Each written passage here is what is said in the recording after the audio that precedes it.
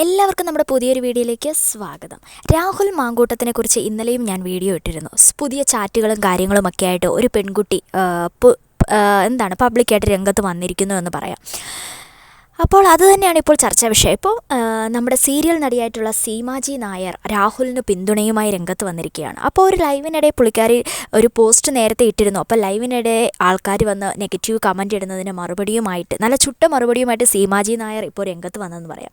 ഞാൻ തൽക്കാലം രാഹുലിൻ്റെ ഗർഭം കൊണ്ടുപോകട്ടെ എന്നാണ് പറയുന്നത്. എൻ്റെ ഗർഭകാലം ചോദിച്ചവനോട് ചുട്ട മറുപടിയുമായി സീമാജി നായർ രംഗത്ത് വന്നിരിക്കുകയാണ്. കോൺഗ്രസ് അംഗത്വം പോലുമില്ലാത്ത ആളാണ് താനെന്നും രാഹുൽ മാങ്കൂട്ടത്തിനെ പിന്തുണയ്ക്കുന്നത് കൊണ്ട് വ്യക്തിപരമായി യാതൊരു ഗുണവും തനിക്ക് ലഭിക്കുന്നില്ലെന്നും സീമാജി നായർ. രാഹുലിനെ പിന്തുണയ്ക്കുന്നതിൻ്റെ പേരിൽ കടുത്ത സൈബർ ആക്രമണം നേരിടുന്നതിനിടെ ഫേസ്ബുക്ക് ലൈവിൽ എത്തിയതായിരുന്നു നടിയുടെ പ്രതികരണം.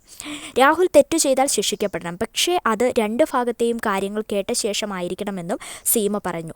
ലൈവിലൂടെയും തന്നെ അപമാനിക്കാൻ എത്തിയവർക്ക് ചുട്ട മറുപടി നൽകി സീമ കയ്യടി നേടിയെന്ന് തന്നെ പറയണം. 2 പെൺകുട്ടികളെ അനാഥരാക്കിയവരാണ് ഇന്ന് എനിക്കെതിരെ വരുന്നത്. ഗോവിന്ദചാമിമാരുടെ പകരക്കാരാണെന്നും പറയുന്നു. നവീൻ ബാബു സാറിൻ്റെ മുഖം ഇപ്പോഴും എനിക്ക് ഓർമ്മയുണ്ട്. ഈ സ്ത്രീ കയറി ചെല്ലുമ്പോൾ അദ്ദേഹം ചിരിച്ച മുഖത്തോടെയാണ് സ്വീകരിക്കുന്നത്. അതിനുശേഷം അവർ നടത്തിയ പ്രസംഗത്തിന് ശേഷം ആ മുഖം മാറുന്നത് കാണാം. ഇപ്പോൾ 1 വർഷം കഴിഞ്ഞു, ഞാൻ ആ മുഖം മറന്നിട്ടില്ല. അപ്പോൾ വാക്കുകളിലൂടെ മറ്റുള്ളവരെ കൊല്ലാൻ ശ്രമിക്കുന്ന ആളുകൾ വന്നിട്ട് എൻ്റെ മുഖം വെച്ച് പോസ്റ്റ് ഇടുന്നു. ഇത്ര വിഷയ ദാരിദ്ര്യമോ എന്നാണ് പി ദിവ്യയ്ക്ക്. അതും ഇത്രയും നിസ്സാരമായ കേസിനൊക്കെ ഇതിനൊക്കെ എന്ത് പറയാനാണ്? സഖാക്കന്മാർ എല്ലാം ഒരുമിച്ചാണ് സൈബർ അറ്റാക്ക് എന്ന് പറയുന്നു. കഴിഞ്ഞ ദിവസം 70 വയസ്സുള്ള ഒരു അപ്പൂപ്പൻ പറഞ്ഞ വാക്കുകൾ ഇവിടെ പറയാൻ പറ്റില്ല. പ്രൊഫൈൽ പിക്ചറിൽ കൊച്ചുമക്കളുടെ പടവും ആറ്റിങ്ങിലെ ഒരു സ്ത്രീ പറഞ്ഞത് ഞാനൊരു നശിച്ച ജന്മമാണ്, രാക്ഷസിയാണ് എന്നൊക്കെ. എൻ്റെ വ്യക്തി സ്വാതന്ത്ര്യം ആരുടെ മുന്നിലും ഞാൻ അടിയറ വെക്കില്ല. കേട്ടുമടുത്തത് കൊണ്ടാണ് ഇങ്ങനെയൊരു ലൈവുമായി വന്നത്. രാഹുലിനെ ന്യായീകരിക്കുകയല്ല, രാഹുൽ ഇങ്ങനെ ചെയ്തു എന്നതിൽ തെളിവുകളുമില്ല. ഇതിനൊക്കെ മറുപടി പറയേണ്ടത് രാഹുൽ തന്നെയാണ്. ശരിയാണ് ഒരു വിധത്തിൽ പറഞ്ഞാൽ. ഒരു സ്ത്രീയും പുരുഷനും അവരുടെ ഇഷ്ടത്തിനനുസരിച്ച് സൗഹൃദമായി അതിന് ഏത് കോടതിയാണ് ശിക്ഷിക്കുക എന്ന് എനിക്കറിയില്ല. രാഹുൽ തെറ്റ് ചെയ്താൽ ശിക്ഷിക്കപ്പെടണമെന്ന് ആദ്യം തൊട്ടേ ഞാൻ പറയുന്നുണ്ട്.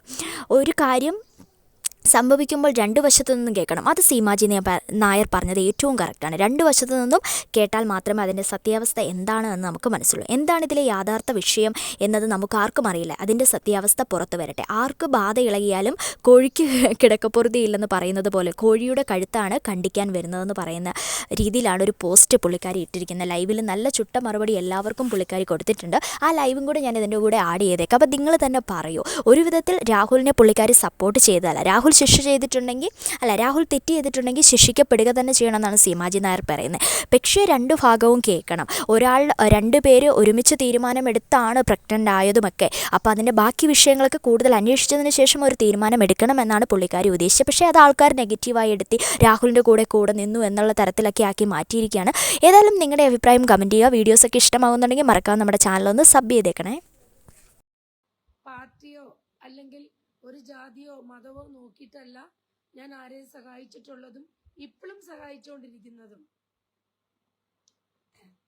എത്രയോ പേർക്ക് ഒരു മാസത്തിൽ തന്നെ എത്രയോ പേർക്ക് നമ്മൾ ആശുപത്രികളിൽ വരെ കടം പറഞ്ഞിട്ടാണ് ട്രീറ്റ്മെന്റ് ചെയ്യുന്നത്. എത്രയോ ആശുപത്രികളിൽ ഞാൻ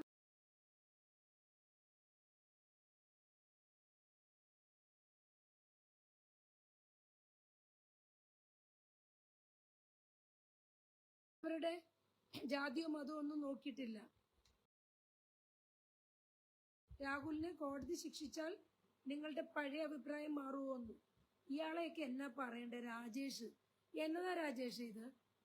കോടതി ശിക്ഷിച്ചാൽ അഭിപ്രായം മാറുമെന്നോ? തെറ്റ് ചെയ്താൽ ശിക്ഷിക്കപ്പെടട്ടെ എന്ന് ആദ്യത്തെ പോസ്റ്റ് മുതൽ എഴുതിയിട്ടുണ്ട്. ഇതുവരെയായിട്ട് നിങ്ങളിത് വായിച്ചിട്ടില്ലെങ്കിൽ പിന്നെ ഞാൻ എന്ത് പറയാനായിട്ടാ? കോടതി എന്തിനു ശിക്ഷിക്കുന്നത്?